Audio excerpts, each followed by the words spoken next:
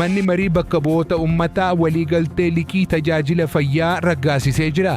Manni marii bakka bu'oota uummataa walgahii idilee 12ffaa isaatiin dandeettii tajaajila fayyaa biyyattii ijaaruuf waliigaltee liqii baankii ekspoortii impoortii Kooriyaa waliin taasifame irratti erga mari'ateen booda sagalee guutuun raggaasisee jira. Walitti qabaan koree dhaabbii guduunfaa karoora baajataa fi faayinaansii obbo Dassaalany Wadaajoo akka ibsanitti waliigalteen kun dhaabbilee fayyaa meeshaalee fi galteewwan ammayyaatiin ijaaruu irratti xiyyeeffata. Kunis hanqina dhiyeessii tajaajila fayyaa keessatti mul'atu karaa waaraa ta'een furuuf kan dandeessisuudha.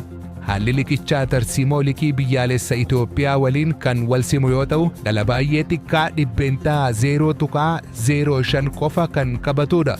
Akkasumas liqichi waggoota 15f utuu hin kafalamin kan turu yoo ta'u, walumaa gala waggoota 40 keessatti kafalamee kan xumuramu ta'uu isaa ibsamee jira.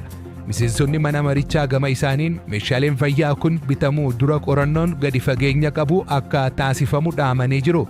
Keessumattuu tajaajilli suphaa meeshaalee fi galteewwan qorannoo meeshaalee kanaan wal qabatanii jiran dursanii akka guutaman xiyyeeffannoon akka irratti kennamu yaadachiisanii jiru.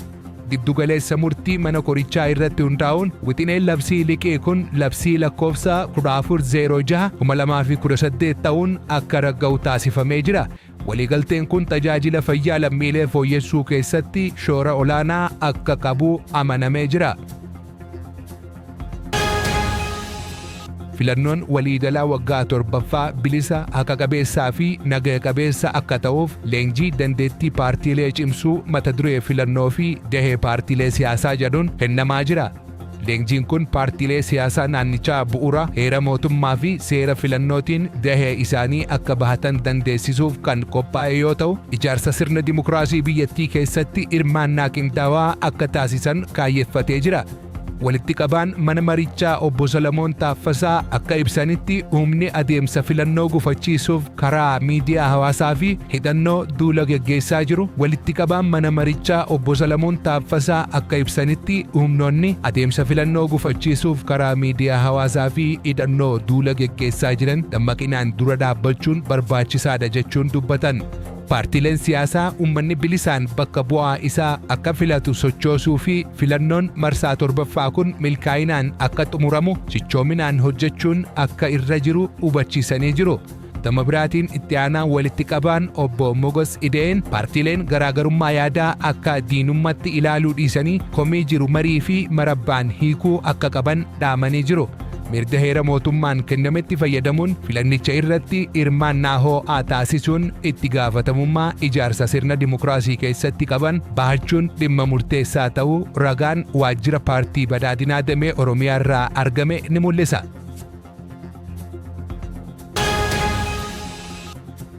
Aangawoonni naannoo Hararii buufataalee boba'aa lama gocha seeraan alaa irratti bobba'anii argaman irratti tarkaanfii fudhataniin buufataalee boba'aa cufanii jiru. Akka ejensiin misooma daldalaa naannichaa ibsetti buufataaleen kunneen boba'aa gatii mootummaan mirkaneesseen ala gurguruun dambiiwwan hundeeffaman cabsuudhaan bittaa fi gurgurtaa seeraan alaa geggeessaa turanii jiru. Hoogganaan ejensichaa obbo Shariif Muummee akka ibsanitti buufataaleen kunneen duraan irra deddeebiin akeekkachiifni kan kennameef ta'us seera kabajuu dhabuun hojii seeraan alaa itti fufsiisanii jiru. Sababa kanaan buufataaleen kunneen adabbii akka argatan taasifamuun baatii 6f boba'aa akka hin gurgurre dhorkamanii jiru. Ejensichi gara fuulduraatti gochaalee wal fakkaatan ittisuuf hordoffii fi dambii gurgurtaa boba'aa naannichaa cimsuuf kutannoo qabaachuu isaa ibsanii jiru. Tarkaanfiin kun imaammata mootummaa kabachiisuu fi fayyadamtoota gochaalee daldalaa haqa qabeessa hin taane irraa eeguuf tattaaffii taasifamaa jiru keessaa isa tokkodha.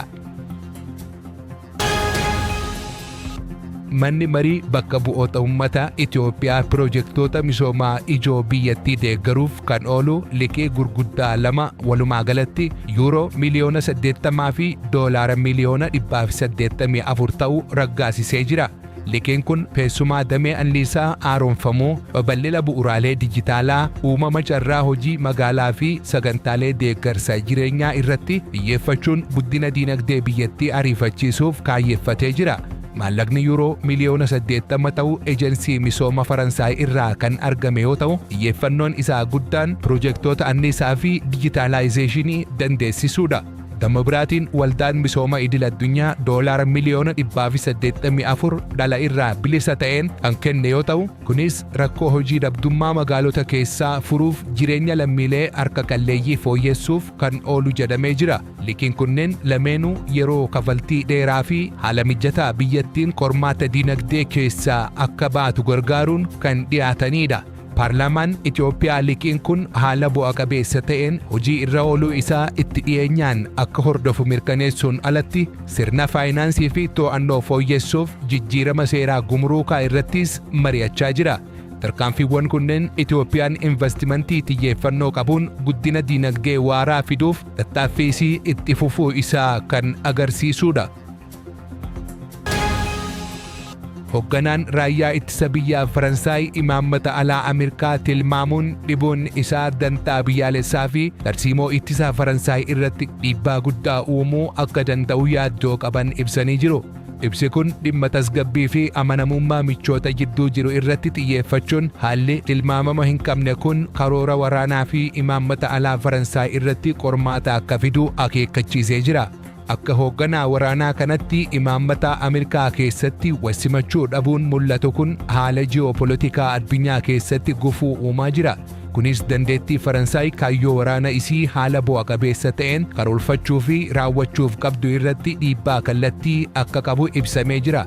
Faransaay dantaa addunyaa jijjiiramaa jiru kana keessatti dantaa isii kabachiisuuf imaammata mataa isii irratti sirreeffama gochuuf akka yaadaa jirtu himamee jira. Kunis biyyattiin dhimmoota nageenyaa fi dippiloomaasii keessatti of danda'uu tattaaffii gochaa jirtu kan agarsiisudha.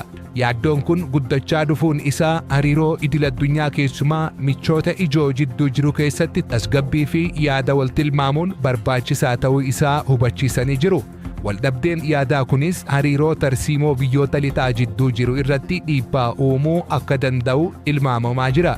Xumura irratti miirri kun yaaddoo Awurooppaa keessatti babal'achaa dhufe kan calaqqisiisu yoo ta'u, gamtaa aadaa keessatti daayinamiksii jijjiiramaa jiru keessatti ofiin of bulchuu tarsiimoo cimsachuun barbaachisaa ta'uu isaa akeekkachiisee jira. Dabaasni semaafoor akka agarsiisutti Ameerikaan haleellaa waraanaa Iraan irratti raawwattu itti fufsiisuuf qophii ta'us bu'uuraalee anniisaa biyyattii irratti haleellaa raawwachuu irraa of qusachuu filattee jirti.